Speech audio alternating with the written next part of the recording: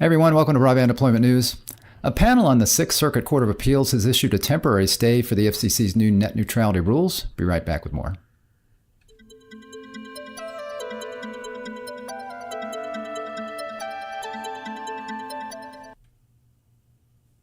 Hey there, Rick Husey, Broadband Deployment News. So this is something that I was expecting to happen as far as the courts taking up this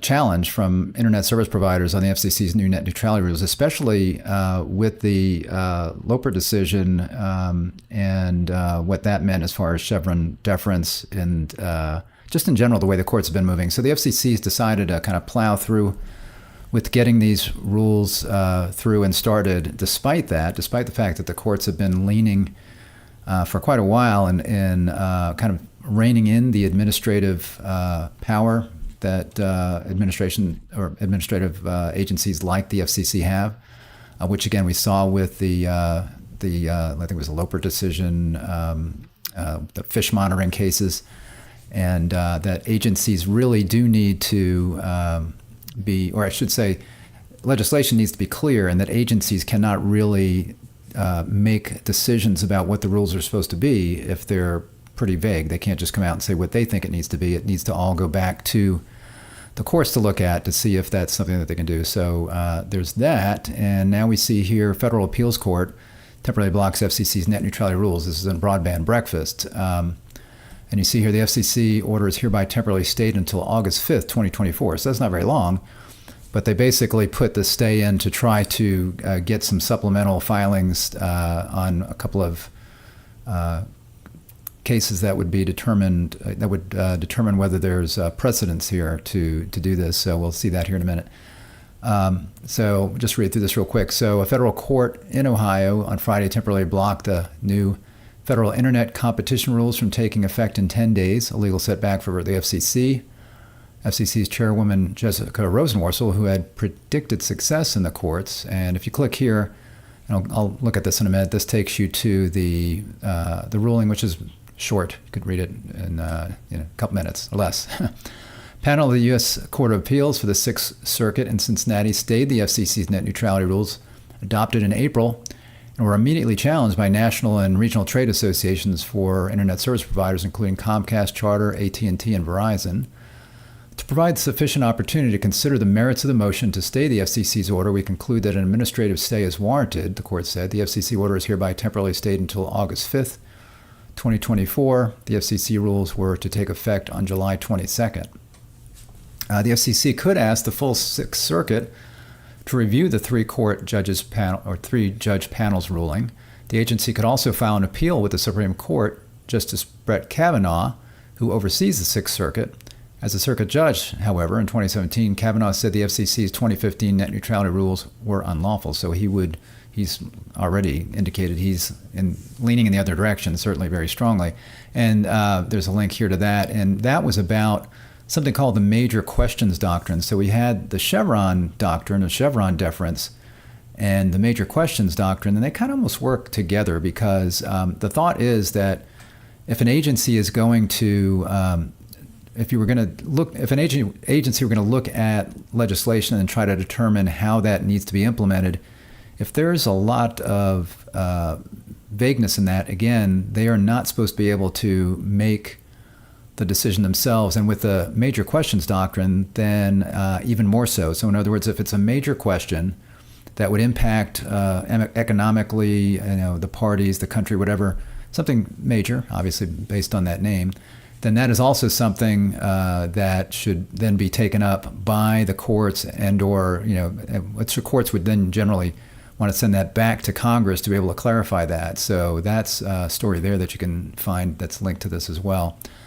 The Sixth Circuit unanimous ruling was handed down by Chief Judge Jeffrey Sutton, Chief Circuit Judge Eric Clay, and Circuit Judge Stephanie Dawkins Davis. So this was a unanimous decision. And you see here bipartisan, if you want to look at who appointed them. So you've got Sutton, who was appointed by President George W. Bush, Republican. Clay was by President Bill Clinton, Democrat. And Davis by President Joe Biden, Democrat, appointed. The FCC released rules on May 7th, a 512-page document that classified broadband ISPs as common carriers under Title II of the Communications Act. Utility-style approach barred ISPs from blocking or throttling lawful content or accepting payment to favor content in a discriminatory manner. And this is, that right there, that's what people were calling fast lanes. Blocking or throttling lawful content, that was something that I think, that is something that everyone would agree ISPs should not be doing. Maybe fewer people have an issue with the fast lanes as far as overall, but I think the throttling lawful content, that's something that had happened in the past. I think there was an ISP, I don't want to name names because I can't remember, I always forget who it was, but there was an ISP that was blocking, I think it was BitTorrent, because at the time, ISPs were they were getting into the situation where there was lots of unusual upstream traffic happening on their network. And as you know, with cable operators, upstream they generally have less upstream bandwidth than they do downstream bandwidth. And it's not been an issue, or had not been an issue in the past, because most everything was coming downstream. But once you had BitTorrent, and if you're somebody like I'm not going to name a name, you're a large ISP, and you've got customers out there that are hosting a BitTorrent server. So it's just a residential customer. They're paying you residential broadband rates, and they put a BitTorrent server out there. That's a server that can host content. And a lot of times what was being hosted was illegal stuff from the standpoint of maybe it was copyrighted. So it could be a movie that they put out there that other people could then download, which means they're uploading it from the subscriber that's got that content on their home PC, let's say, or it could be software that is not legal, that people would be doing that. So ISPs, and it's one specific one I think, was throttling that. But the problem became when BitTorrent was starting to be used for valid reasons. For example, a software company could put their software out on a BitTorrent server, not a residential account, but a BitTorrent server for updates, for example. And that was happening, I believe, with gaming software, those kinds of things. So, that was then blocking legitimate content. So that was something that, without net neutrality rules in place, this was all taken care of by the FCC. I can't remember if the FTC got into it, but it was taken care of without that. And then not long before FCC rules were put into place, ISPs and content providers, I think it was Netflix and maybe Comcast, had negotiated a deal for what they were calling fast lanes, meaning that Comcast, Xfinity customers would get priority access to the streaming content, so they would have might have a better experience. And then there was a question of, what about smaller operators? Could they afford to do that? And if you're prioritizing one, then you're really kind of deprioritizing the others. So those fast lane things were looked at being maybe not a net neutral process. I think that might have been handled prior to the rules going into place as well, or maybe just the threat of rules going into place. But in any event, these things that have happened have generally been handled without net neutrality rules in place. The ISPs argued that broadband internet access service is an information service and unfit for regulation suitable for the old monopoly phone system. They also stated that Congress never passed a net neutrality law, that probably means to say, authorizing the FCC to act. So yeah, there was never a net neutrality law. So what the FCC did a couple of times was they looked at the Telecommunications Act, which goes way back. Well, there's the Communications Act back from the 1930s, but then the Telecommunications Act, I think it was 1996, had classifications, one of which was common carrier, which was typically thought to mean telephone companies. And then you had information services, which was typically thought to be internet services at the time, right? And 1996 was very early as far as internet services. There was dial-up and not a whole lot more in 1996. So in a sense, if you looked at the legislation, it appeared to be that any internet provider would be under information services and telephone providers would be under common carrier status. And what the FCC did was say, broadband providers should be under common carrier status. So not only is it not clear, so that to me would fall under, you've got the Chevron deference thing, which is gone now. So an agency can't just make these rules if it's not clear. Plus, it's a major question because this impacts This obviously has a big impact to internet service providers if this goes into place. So there's the major questions doctrine there as well. So it really, especially with this last case going through that got rid of Chevron deference, it's surprising that the FCC decided to move forward with this. I would have thought they would have said, you know what, we're not going to get through the courts on this. But it's almost like they wanted to get the rules started so that maybe they could just take effect and then people wouldn't care. So maybe that was their thinking there. The FCC also made an attempt to transfer the case to the U.S. Court of Appeals for the D.C. Circuit in Washington over the ISP's strong opposition.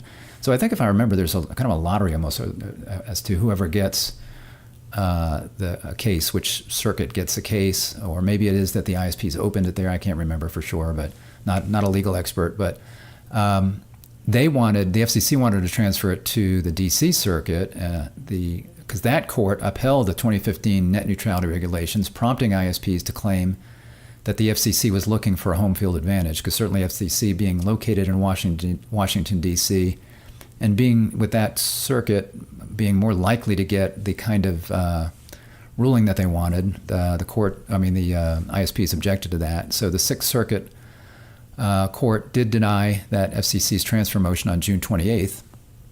On June 6th, Rosenworcel said, "I have full confidence in the work that this agency has developed with respect to net neutrality, and I believe our work will be upheld by the courts." So this shows you why I think it's important that agencies like this don't necessarily have this kind of power, because the agencies are they're unelected officials, but yet they are the officials of that administration. So here we've seen with net neutrality, we had no net neutrality regulations in place, and then the Obama administration put them in place in 2015 or so, I think. As soon as Donald Trump got in office, his FCC reversed that and took the rules away. Then you've got the Biden administration coming in. Once he had enough votes, he added the last commissioner on the panel. They put them back in place again. Might have been some tweaks here and there, but they put the regulations back in place. So you're going back and forth. So there's no consistency. So if Trump wins in November, and there's a good chance he could, at this point, when you look at polling and everything else that's happened, especially in the last few days, it would almost be certain that if these rules go through, that the Trump administration, if they got in, would pull those rules away again. So you have no ability, ISPs have no ability to determine or to plan on this. The correct thing to do would be to go back to Congress and say, clarify this, have Congress determine if there need to be net neutrality regulations, and it could be based on the Telecommunications Act, or better yet, why not just have net neutrality legislation and say specifically what needs to be covered, and not try to shoehorn it in to a Telecommunications Act from 1996 when broadband wasn't really even thought of so much. I mean, obviously people kind of realized the internet would be getting faster, but again, at that point, it was pretty much dial-up internet that people were using at the time that all that stuff was drafted. So that's why there really needs to be legislation for this, and not done at the agency level, and then again going back and forth as the winds change and a new administration comes in. Again, there's a link to on here. You can click on this and get a link to this. There's not much else in here. I did want to note, this is the full thing here. I did want to note in here that, again, it mentions it stayed until August 5th. It mentions here, in the interim, the panel would be grateful for supplemental briefs by the parties with respect to the application of stare decisis and National Cable and Telecom Association versus Brand X Internet Services to this dispute, filed no later than July 19, 2024. So I think what they're looking for there, again, is some filings from the parties on whether, and that would be related to, when it talks about stare decisis, I believe that's prior court decisions. So is there any relevance there? So that would be the next step. July 19th. See if there's precedent that they want to say should apply by this case. And then you see here, this was entered by Kelly Stevens, clerk there. So that's it. So again, net neutrality is still kind of up in the air. I think it will be up in the air. It's going to be up in the air regardless. until November 6th, and we determine who the president of the United States is at that point. So if it turns out to be Donald Trump or Republican administration, it would all be pulled back, even if it did get past the courts. But I don't think it's going to get past the courts. The Sixth Circuit, if the whole full panel voted on that, I think it might, they might wind up sending it back to Congress, or saying that's what should happen. And then if it gets appealed to the Supreme Court, they're not going to have any luck in the Supreme Court on this, I can tell you that. So I think it's dead. There was a question as to whether it would get, would get through for some period of time before it was all, pulled back. But now with this stay, we'll have to see what happens in the Sixth Court. But I think, again, probably dead, even if it does get put into place for a short period of time. I don't even expect that to happen, though. So anyway, thanks for joining me today. I appreciate it. If you like this video, give me a thumbs up on it. I would appreciate. If you are not subscribed to our channel, go ahead and click the subscribe button. Ring the bell, or make sure it's rung to be notified when I'm live. And I will see you next time for Broadband Deployment News. Take care. Have a good day. Bye-bye.